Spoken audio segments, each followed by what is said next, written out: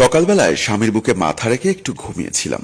এমন মুহূর্তে শাশুড়ি বাহির থেকে বলে উঠল, জমিদারের মেয়ে, এটা কি তোর বাবার বাড়ি যে এখনো শুয়ে আছিস? কাজ কি তোর মা এসে করে দিয়ে যাবে? শাশুড়ির চেঁচামেচিতে মুহূর্তেই ঘুম ভেঙে গেল। দরজায় এসে বললাম, মা, আপনার ছেলে উঠতে দিচ্ছিল না, তাই শুয়েছিলাম। আপনি চিন্তা করবেন না, আমি সব কাজ করে দিচ্ছি।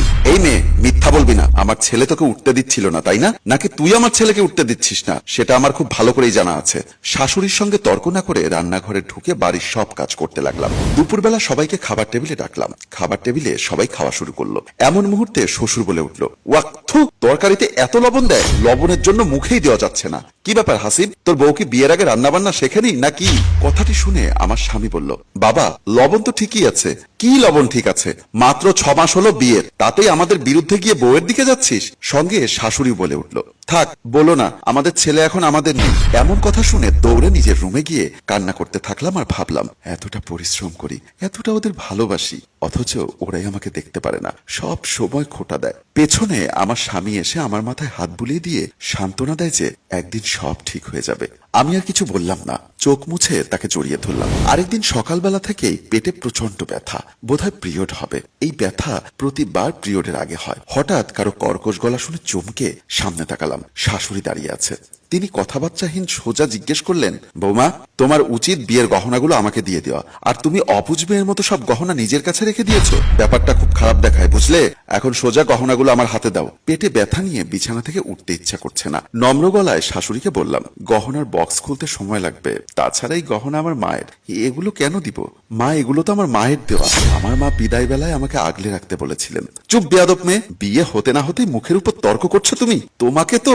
দরজার বাইরে দাঁড়িয়ে আমার শ্বশুর বলল, কি হলো, হচ্ছেটা কি? এ রুম থেকে এত চিৎকার চেঁচামেচি কেন আসছে? দেখেন, আপনার ছেলে বিয়ে করে আনা বউ আমার মুখের উপর কথা বলছে, সে নাকি আমাকে তার গহনাগুলো দেবে না। কত বড় স্পর্ধা মেয়েটার, বুঝতে পারছেন? শাশুড়ির কথায় খুব কষ্ট পেলাম।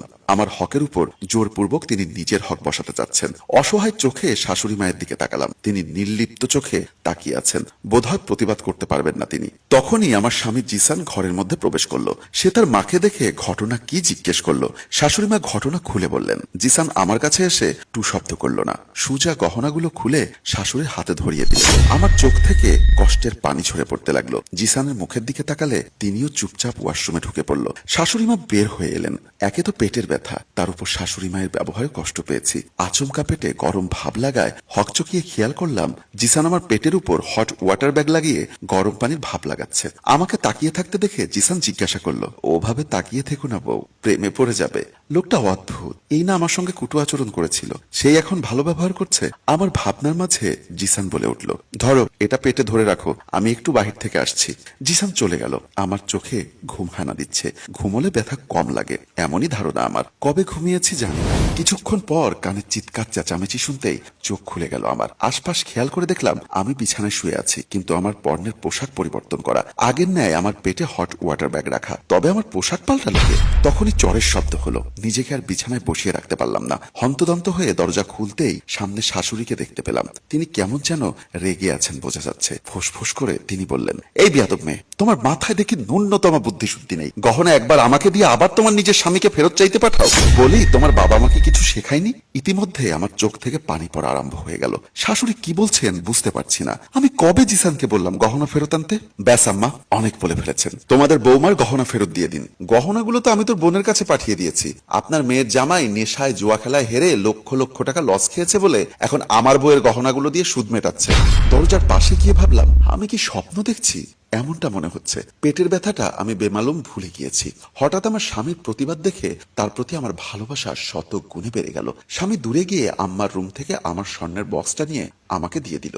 শাশুড়ি সাপের ফনা তোলার মতো ফুসফুস করে রান্নাঘরের দিকে চলে গেলেন। আমি পেছন পেছন গিয়ে শাশুড়ি মায়ের হাতে অলংকারের বক্সটা দিলাম আর বললাম, আম্মা, আপনারাই আমার সবকিছু, আমার কোনো গহনার দরকার নেই। এই কথা বলে অলংকারের বক্সটা ওখানে রেখে রান্নাঘরের কাজে লেগে পড়লাম। শাশুড়ি মা কিছুক্ষণ চুপ থেকে হঠাৎ আমার মাথায় যত্নে নিজ হাতের পরশ এঁকে দিলেন।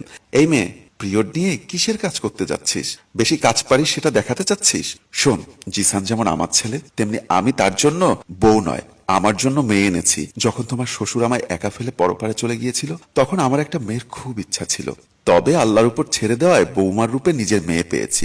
আমি এতদিন ভুল করেছি, আমার যা কিছু আছে সবকিছুই তোর। স্বামী পেছনে এসে বলল, বাহ, আমাকে তো কারো মনেই নেই। মায়ের কথায় গহনা চাইতে গিয়ে শত্রু হলাম, সেই আমাকে তুমি পর করে দিলে।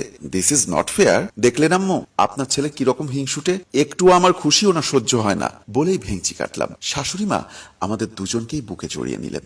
সম্মানিত দর্শক, এখানেই আমাদের গল্পের সমাপ্ত হলো। প্রতিটি সংসারেই একটু একটু ঝামেলা থাকে, তাই বলে সংসার না করে শত্রুতামে সৃষ্টি করা কোনো মতে কাম্য নয় বলে আমি মনে করি। রচনা প্রযোজনায় মঞ্জুর মোর্শেদ, পরিচালনায় রেজাউল কবির চৌধুরী, ক্যামেরায় হানিফ ও শিহাব।